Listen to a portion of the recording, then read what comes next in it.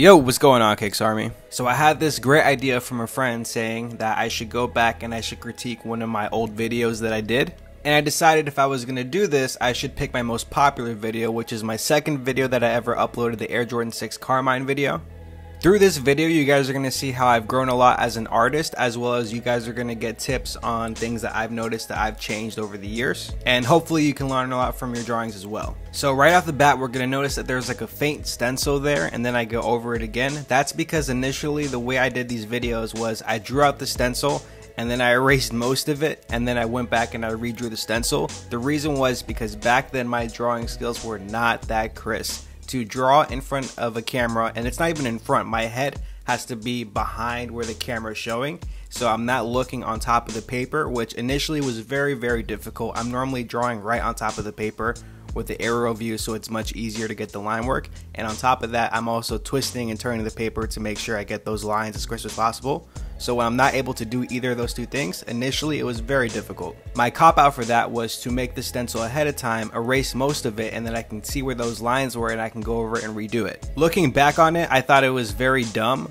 but I am happy I did it because I would much rather have started the channel doing these kind of things as opposed to not starting the channel at all. If I let every little thing that I didn't like about my art style or my process of filming a video prevent me from actually uploading a video, there would be no videos on the channel. Even if it means I had to start off with kind of a rough start, I am happy that I did this because this eventually paved the way for me to doing what I'm doing now.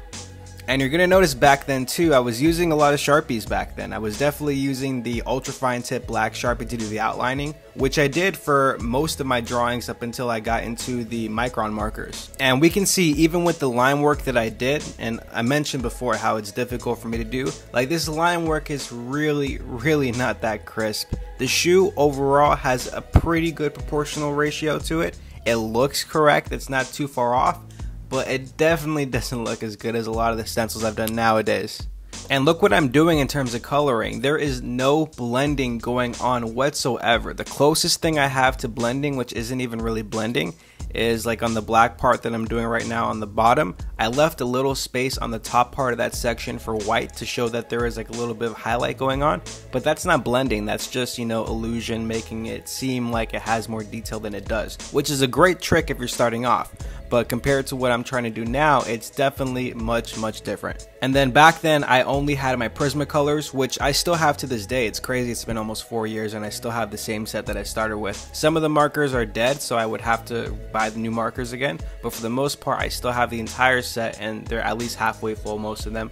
But we can go back to this and like there's no blending. I have the one marker that I use, and I had the other markers. I could have did blending, but back then I didn't even know blending was an option. I was still a very novice when it came to art. But remember, back then everybody thought this video was awesome. I thought this video was awesome because I was finally putting out content that I wanted to see that I didn't see on YouTube. To me, it was very unique, it was original. I thought it was helpful. At the very least, I thought it provided value for some people. Back then I used to place my stencils on Flickr, which I guess is something that Yahoo has.